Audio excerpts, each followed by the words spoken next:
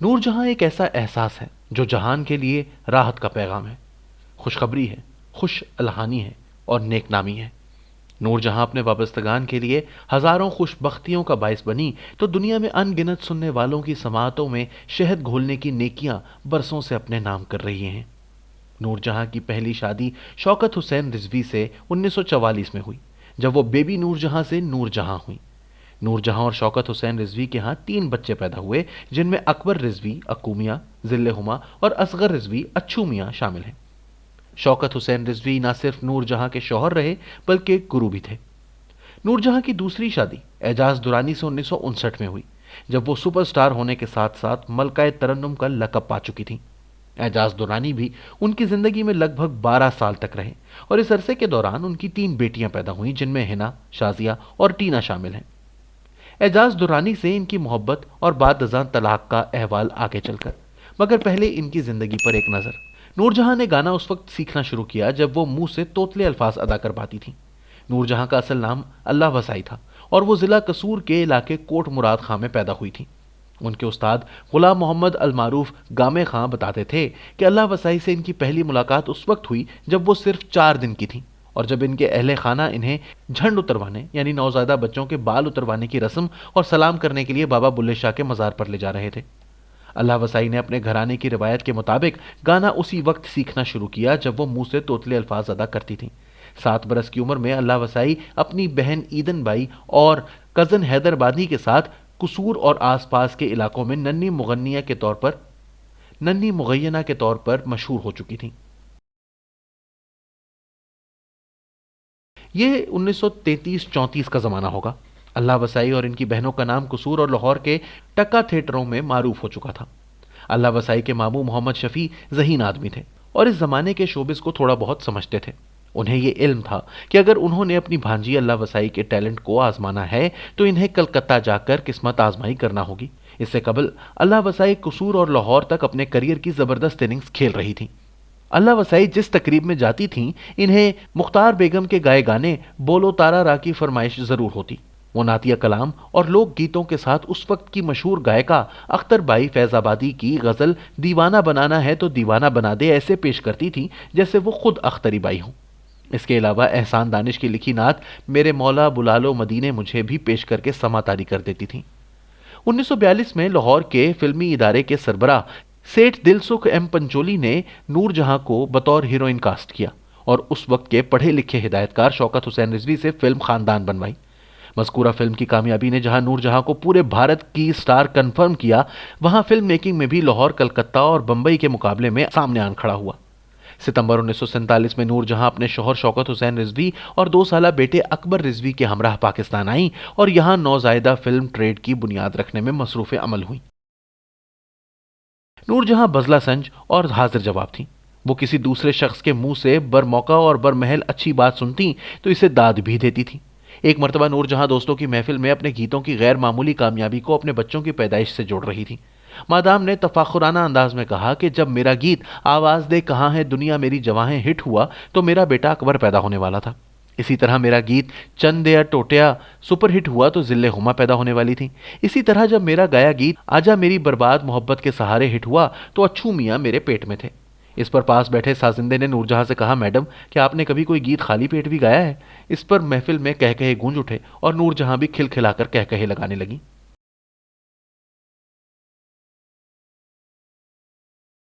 نور جہاں اور اعجاز درانی کی شادی کے وقت دونوں کی عمریں بالترتیب 33 اور 24 برس تھیں، یعنی اعجاز نور جہاں سے 9 سال چھوٹے تھے۔ جب یہ شادی ہوئی تو اس وقت اعجاز غیر شادی شدہ تھے۔ نور جہاں اور اعجاز کی شادی اور دونوں کے رشتے کے بارے میں نگار خانوں میں مشہور ہوا تھا کہ نور جہاں نے اعجاز کو یوں رکھا جیسے ہتھیلی کا پھپھولا۔ نور جہاں کے قریبی دوست بتاتے ہیں کہ اعجاز کی حیثیت انوکھے لاڈلے کی سی تھی۔ اگرچہ اعجاز نور جہاں کے شوہر تھے لیکن نور جہاں یوں ظاہر کرتی جیسے وہ ان کے محبوب ہوں۔ ان کی بیٹی ہنا بتاتی ہیں کہ میں نے اپنی ماں کو اپنے باپ کی عاشق کے طور پر دیکھا ہے۔ ہم نے دیکھا ہے کہ ماں ابا کے لیے کپڑے خود استری کر رہی ہیں، پینٹ کوٹ کے ساتھ میچنگ جرابیں تک خود پہنا رہی ہیں، ابا کے نہانے کا پانی گرم ہو رہا ہے، ماں ابا کے ناز اٹھا رہی ہیں۔ ہم بہنوں نے دیکھا کہ میری ماں جب بھی ابا کے سامنے آئی 16 سال کی لڑکی بن گئی۔ ہنا نے اپنے والدین کے مابین طلاق کو ایک تلخ حقیقت قرار دیا۔ ہنا اس علیحدگی کے بارے میں بتاتی ہیں کہ دونوں دنیا کے حسین اور خوبصورت لوگ تھے اور ایک عرصہ تک اکٹھے رہے. جب انہوں نے دیکھا کہ وہ میاں بیوی کی حیثیت سے آگے نہیں چل سکتے تو علیحدگی کا فیصلہ کیا اور دونوں نے باقی زندگی اچھے دوستوں کی طرح گزاری. نور جہاں سے شادی کے بعد اعجاز اور زیادہ سنجیدہ اور میچور ہو گئے تھے. ویسے بھی وہ دھیمے مزاج کے انسان تھے. نور جہاں کے ساتھ رشتہ ازدواج میں رہتے ہوئے جہاں اعجاز ایک طرف ایک کامیاب اداکار بن چکے تھے، دوسری طرف انہوں نے ایک کامیاب فلم پروڈکشن ہاؤس قائم کیا جس میں اپنے وقت کے نامور پیشہ وروں کو باہم اکٹھا کر لیا. ان کے ادارے سے دوستی، مولا بخش اور شعلے جیسی کامیاب فلمیں پروڈیوس ہوئیں، جبکہ سب سے کامیاب فلم ہیر رانجھا رہی جس میں بذات خود انہوں نے رانجھا کا کردار نبھایا، جبکہ اپنے وقت کی سپر سٹار فردوس بیگم ہیر بنی. اس فلم نے باکس آفس پر تو بزنس کے ریکارڈز قائم کیے لیکن نور جہاں اور اعجاز کو ایک دوسرے سے دور کر دیا. اداکارہ فردوس بیگم مرحوم اداکار اکمل کی بیوہ تھیں. اکمل کی وفات کے بعد فردوس کی شادی فلم ساز شیخ نذیر کے ساتھ ہوئی تھی. نور جہاں نگار خانوں کے ماحول سے اچھی طرح واقف تھیں لیکن سب احتیاطیں دھری کی دھری رہ گئیں اور فردوس نور جہاں اور اعجاز کے درمیان آن کھڑی ہوئی تھی.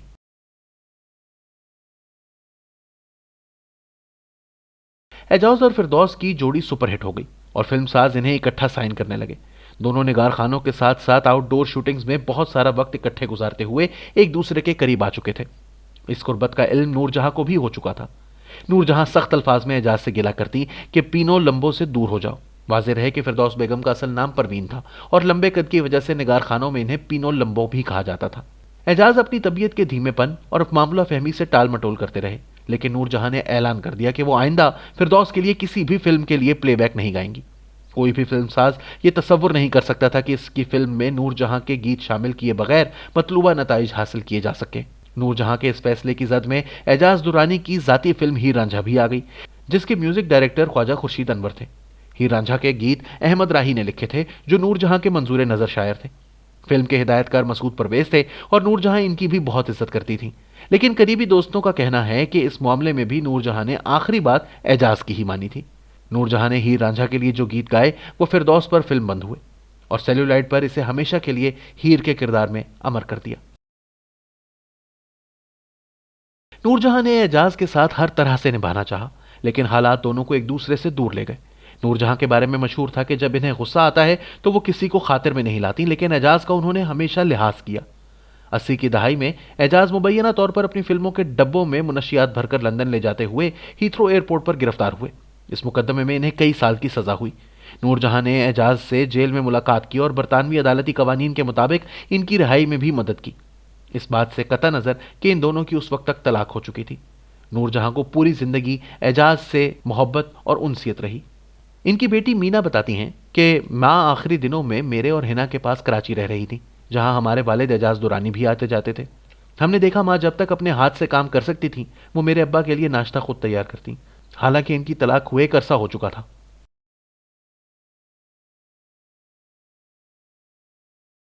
ہنا نے اپنی والدہ نور جہاں کو یاد کرتے ہوئے کہا کہ ماں کو دنیا سے گئے 21 برس ہو گئے ہیں.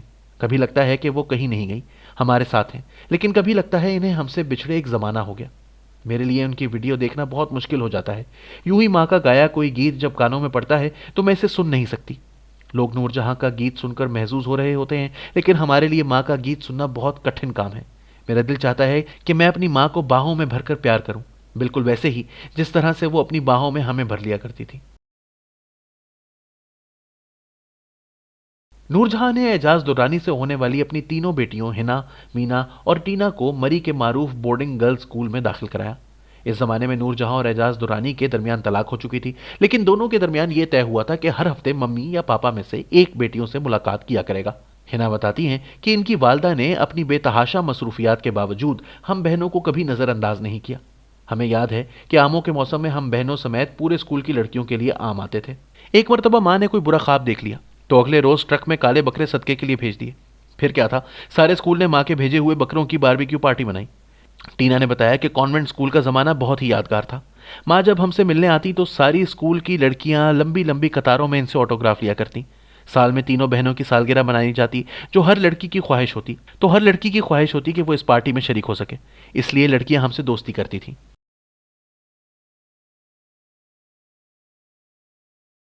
نور جہاں اور اعجاز درانی کی بیٹیوں کی حیثیت سے خوبصورتی قدرت نے ورثے میں ودیت کی ہے.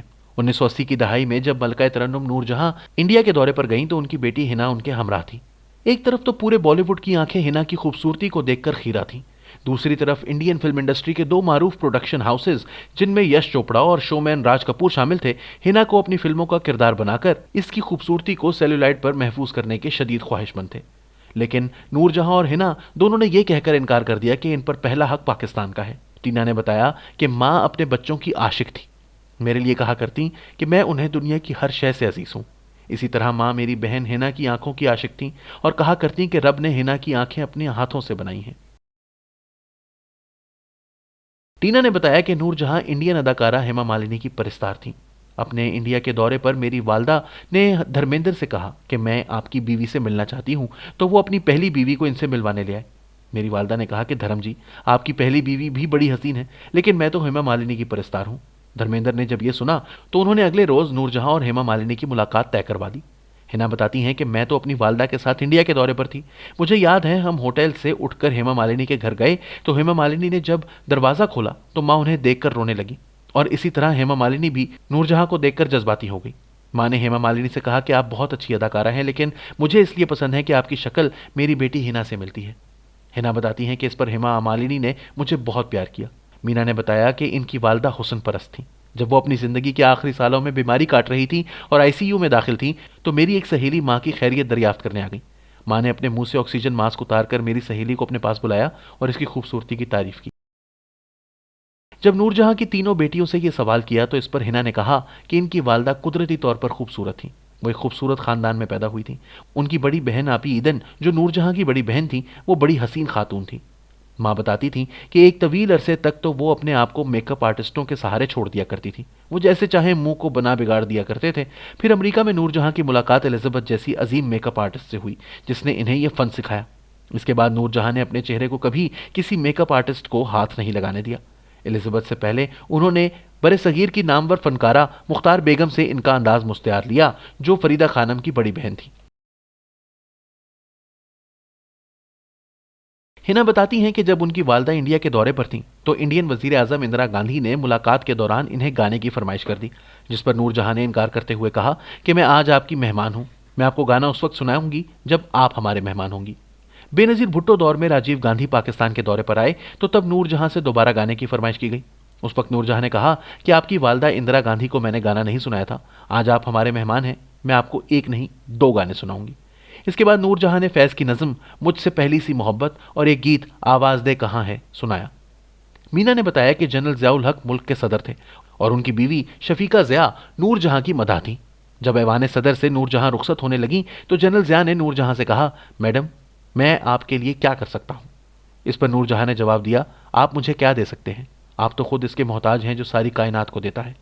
टीना ने बताया कि जब माँ बहुत बीमार थी तो जनरल परवेज़ मुशर्रफ उनसे मुलाकात करने कराची आए।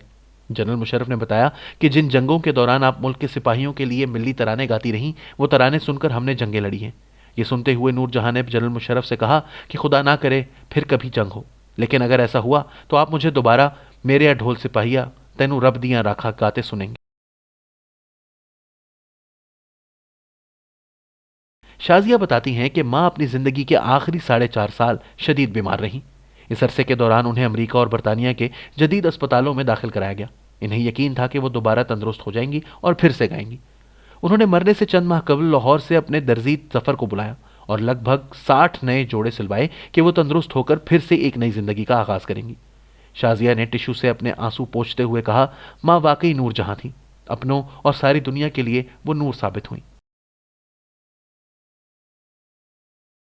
मलिका तरन्नुम नूरजहां की फिल्मी दुनिया में हैसियत वीवीआईपी की सी रही। इनके ड्राइवर से लेकर बावर्ची तक और इनके उस्ताद से लेकर ढोलक नवाज तक सभी निगार खानों में वीवीआईपी समझे जाते और सबको प्रोटोकॉल दिया जाता। मुल्तान रोड पर वाक़ तीनों स्टूडियोज में एक जगह मुख्तस होती थी जहां मलिका तरन्नुम नूरजहां की गाड़ी पार्क होती थी। नूरजहां की गाड़ी जब निगार खानों में दाखिल हुआ करती तो लोग एहतरामन रास्ते से हट जाया करते। नूरजहां के 2 ड्राइवर थे जिनके नाम फारूक और अमीर थे और नूरजहां खुद खाना खाने से पहले दोनों के खाने का एहतमाम करती।